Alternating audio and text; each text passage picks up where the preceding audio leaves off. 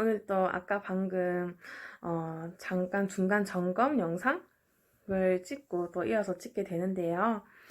여러분들께 오늘은 비만 대사 수술이 무엇인가를 알려드리려고 이렇게 영상을 켜게 됐습니다. 사실 많이 찾아봤는데 사실 솔직하게 제가 뭐 아무리 찾아봐도 저는 전문가가 아니니까 여러분들께 정확한 정보를 제공하기는 힘들 것 같아서 지금 양지병원에 계시는 김용진 과장님께 센터장님? 뭐라 해야 되죠? 의사 선생님?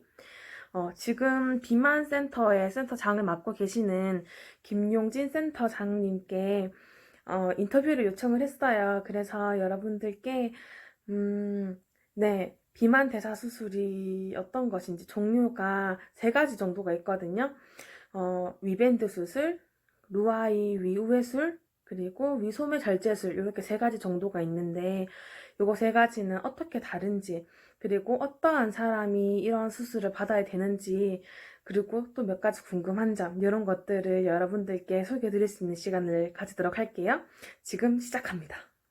안녕하십니까 선생님. 네네네. 시간 내주셔서 너무 감사드립니다. 일단 제가 감사드리고 지금 서울 신림동에 위치한 H플러스 양지병원 외과에서 이제 비만 당뇨 수술을 이제 센터를 열어서 지금 운영하고 있고요. 제가 이 일을 한 지 한 11년 정도 됐고 이전 종합병원 규모에서 네네. 어찌 보면 대학병원보다 좀 더 컴팩트하게 저희 팀이 다 잘 꾸려져서 그다음에 술방 세팅도 잘 돼 있고 네네. 나머지 주변이 잘 되어 있어서 그런 이제 비만 당뇨 수술 센터를 운영하고 있습니다.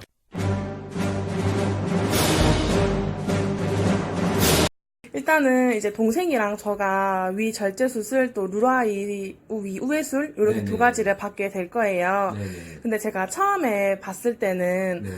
위밴드 수술을 먼저 봤었거든요. 그래서 네네네네. 네, 위밴드 수술이랑 위 절제 수술이나 위 우회술이 어떻게 다른지 먼저 설명을 해주시면 좋을 것 같아요.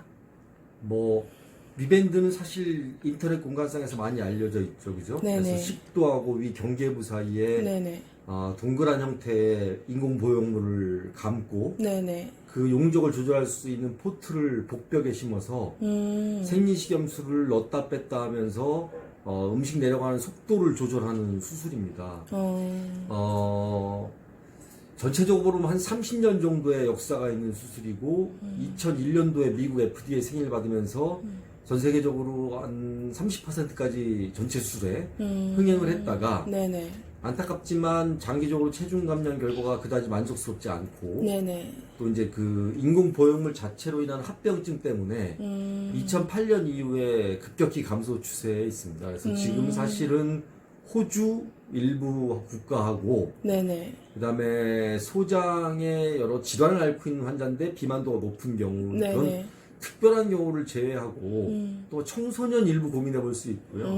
그 경우를 제외하고는 지금 사실 거의 쓰임새가 없다고 이해를 하시면 되고, 뭐 일반적인 경우에서 위밴드 수술은 이제 비만 수술에서 좀 이제 멀어져 갔다고 생각을 하시면 됩니다. 그래서 그리고 이제 남은 게 2가지 수술인데요. 네네. 그래서 뭐 흔히 말하는 이제 위절제술 네네. 이라는 게 있고 이제 위우회술이라는 게 있습니다. 네네. 뭐 둘 다 이제 우회술은 역사가 거의 한 60년 가까이 된 거고 위절제술은 이제 한 15년 정도 된 역사를 가지고 있는데요. 그렇구나. 위절제술은 이제 위는 특성상 이렇게 아래쪽으로 이제 충분히 늘어나서 우리가 막 밥도 비벼 먹고 막 국도 먹고 할 수 있는 구조인데 늘어나지 못하게 해서 위를 이렇게 용적을 줄이는 수술이에요. 그래서 이제 우리가 이제 뭐 작은 긴 바나나 형태의 음식을 위를 만드는 거고 용적은 장기적으로 보면 초반에는 한 120cc 종이컵 하나 분량 그다가 이제 시간이 흘러가면 한 200에서 250cc까지 늘어납니다. 그래서 그 정도 용적에 그래서 이제 칼로리가 한 1200, 1500 사이를 유지할 수 있게끔 만들어준 수술이라고 얘기하고요. 제일 큰 장점은 뭐 음식이 제 길로 내려가죠. 네네. 원래 있던 길로 내려가서 특별하게 이제 우리 그 영양 흡수에 대한 부작용이 없고 특히 우리나라처럼 위암 발병이 높은 나라에서 정기적으로 위내시경이 가능하다고 하는 제일 큰 장점이 있습니다. 이제 우회술은 반대로 작은 위주머니를 만들어서 위를 아래 위로 분리를 한 다음에 네네. 아래에 있는 소장을 끌어다가 위에다 이어주면 음식물이 이만큼 닿지가 않아요.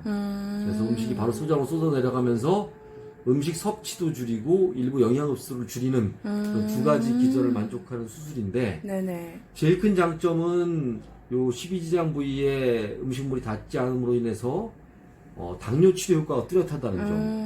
그래서 당뇨뿐만 아니라 뭐 고지혈증, 고혈압 또는 뭐 수면무호흡증, 다나스 난소증 등, 그러니까 우리 몸의 어떤 인슐린의 위절제에 비해서 요요의 폭이 좀 적고, 네. 감량된 체중을 유지하기가 조금 더 쉽다라고 하는 장점이 있습니다.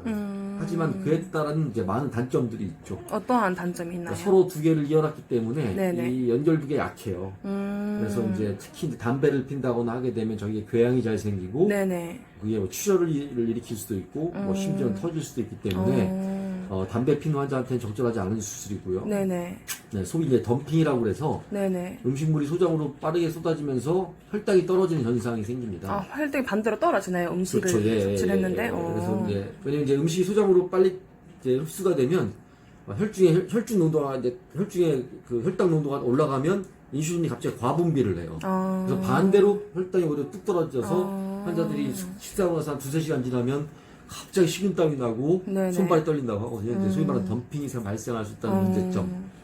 그 다음에 이제 사실 그보다 더 실제 부담스러운 거는 이 12장이 주로 하는 일이 철분을 흡수하는 일인데 철분을 흡수 못하고 네. 특히나 이제 가임기 여자 환자분들은 네네. 이제 생리를 통해서 철분은 빠져나가고 네네. 여기서 이제 철분이 흡수가 안 되면 빈혈에 빠지게 돼요. 그게 제일 큰 문제고 또 하나 마지막으로 이제 여기에 내시경 진입이 안 되죠. 가끔 오해들을 하시는데 우회수라고 나서 위내시경을 못 하나요라는 표현보다 네네. 남은 이의 위내시경 검사할 수 없어요라가 맞습니다.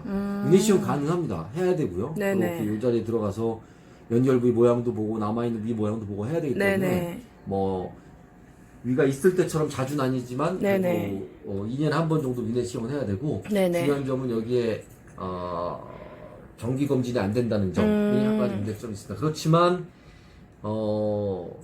그 외에 워낙 많은 장점 때문에 네네. 이거는 제가 조금 이제 사실 이제 오늘 다른 강의가 있어서 준비해 놓은 슬라이드인데요. 네네. 위절제를 추천하는 경우에는 아까 말씀드린 것처럼 담배 피는 경우에는 이런 우회수를 하는 것보다는 위절제 하는 게 더 안정적이고요. 네네. 그다음에 이제 특별한 다른 이제 지병이 없다고 그러고 비만도가 아주 높지 않은 네네. 한 100에서 110kg 환자, 네네. 뭐 90에서 110kg 환자 정도면은 위절제만으로 충분한 결과를 얻을 수가 있고요. 조금 역설적이긴 한데 네네. 콩팥 기능이 이미 좀 망가졌거나 심장이 좀 약한 경우 등의 합병증을 동반한 당뇨 환자는 무리한 수술을 하는 것보다는 좀 간단한 수술을 하는 게 더 좋은 것 같고요. 네네. 오해술은 제일 확실한 정증은 식도염이 있는 경우. 제가 말씀을 한 가지 빠뜨렸는데 네네. 위절제 그 다른 단점 중에 하나가 이제 얇아진 위에서 네네. 위산이 계속 식도를 자극하면 생기는 역류성 식도염이 생길 수 있거든요. 그래서 식도염이 명백한 환자, 네네. 나 약물 치료를 오랫동안 했던 환자 같은 경우에는 네네. 위절제 하는 게 적절하지 않습니다. 그래서 우회수를 하는 게 적절하고요. 아까 잠깐 말씀드렸던 것처럼 이 인슐린 기능이 약한 환자들, 네네. 그걸 이제 거꾸로 인상적으로 얘기하면 생리가 불순한 환자, 네네. 그다음에 지방간염이라고 해서 이제 지방간보다 조금 더 진행된 상태, 네네. 그다음에 이제 수면무호흡증이 심한 환자들, 네, 그런 환자들, 그다음에 이제 당뇨가 초기에서 중기 사이, 네, 그런 경우의 환자들은 우회수를 추천하는 게 맞습니다. 네, 그렇구나. 네, 그렇게 이해를 하시면 됩니다. 네네. 몇 가지 궁금한 게 있는데 여쭤봐도 네네. 될까요? 네네네. 위우회수를 했을 경우에는 이 부위를 거의 안 쓰게 되는 거잖아요. 여기 위 남은 부위를. 맞습니다. 네네네. 근데 굳이 떼내지 않고 얘네는 떼낸다고 들었어요. 네네네. 근데 얘네는 떼내지 않고 붙여두는 이유가 있을까요? 첫째는 뗀 게 기술적으로 부담스러운 일 중에 하나입니다. 가능하고 뭐 우리나라처럼 이제 위암술에 익숙한 의사들 사이에서는 저 위를 떼는 게 그렇게 어려운 일은 아니지만 네네. 그다음에 이거는 좀 학문적이라기보다는 경험적으로 이해를 해주시면 네네. 남아있는 위가 쓸모가 있습니다. 정말요? 예. 그러니까 남아있는 위에서 문제가 생기는 것보다 네네. 남아있는 위가 나중에 환자에 따라서 다시 원래대로 위 주머니에 붙여야 되는 일이, 그러니까 원래 해부학적 구조가 네네. 다시 만들어줄 일이 사실 조금 더 많습니다. 예를 들면 뭐 제가 지금까지 했던 이제 전체 고도비만 수술 건수는 한 1,500건 가까이 되고요. 네네. 그 중에 한 1,000건 가량이 사실 우회술인데 네네. 이 남아있는 위에서 사실 아직까지는 네네. 문제가 생긴 환자는 사실 없고요. 어, 남아있는 위에서 그 여러 가지 이제 이 우회술의 다른 합병증 때문에 네네. 이 남아있는 위를 다시 원래 만들어 놓던 위주머니와 다시 붙이는 일은 사실 4명이 필요했습니다. 대표적인 게 이제 철분제를 써도 네네. 기혈이 교정이 안 되는 환자도 있었고, 그다음에 이제 우회술 형태의 식이 적응이 어려워서 뭐 조시적으로 힘들어서 뭐 배에 가스 차는 문제 뭐 등등 여러 가지 일이 있기 때문에 남아있는 위는 이제 요약을 하자면 수술을 추가하는 거기 때문에 그만큼 네네. 이제 기술적인 부담, 합병증에 대한 부담이 분명히 생기는 거고요. 두 번째는 남아있는 위도 위산도 분비하고 소화효소도 분비합니다. 일부 기능은 남아있고요. 세 번째는 필요에 따라서 붙일 수도 있습니다. 원래대로. 그래서 저거를 굳이 막 띄어내는 게 그렇게 아주 바람직한 것만은 아니라는 생각을 가지고 있어요. 근데 여기에 대해서는 서양의 의학을 전문한 서양 환자를 주로 본 서양 의사들하고 네네. 한국이나 일본 의사들하고 좀 생각이 달라서 그러니까 이제 일반 분들께 설명드리기 너무 이제 깊은 부분이라 네네네. 제가 가진 생각을 말씀드렸습니다. 네네네. 이렇게 잘라낸 위를 다시 붙일 수 있다는 거는 처음 이제 생각을 하게 되는. 그렇죠. 네. 그렇구나. 저희 초반에는 네네. 이제 비만술 처음 시작할 때는 그런 생각을 전혀 못했었는데 네네. 하다 보니까 그런 환자도 생기고 생겨서 이제 문을 쳤다 보니까 생각보다 꽤 있더라고요. 꽤 있어서 이런 게 필요하구나라고 이제 저도 이제 인지하기 시작한 지가 한 2014년 정도. 전 남아있는 위가 필요하다는 걸 인지한 지가 이제 불과 5년 됩니다. 네. 그렇구나.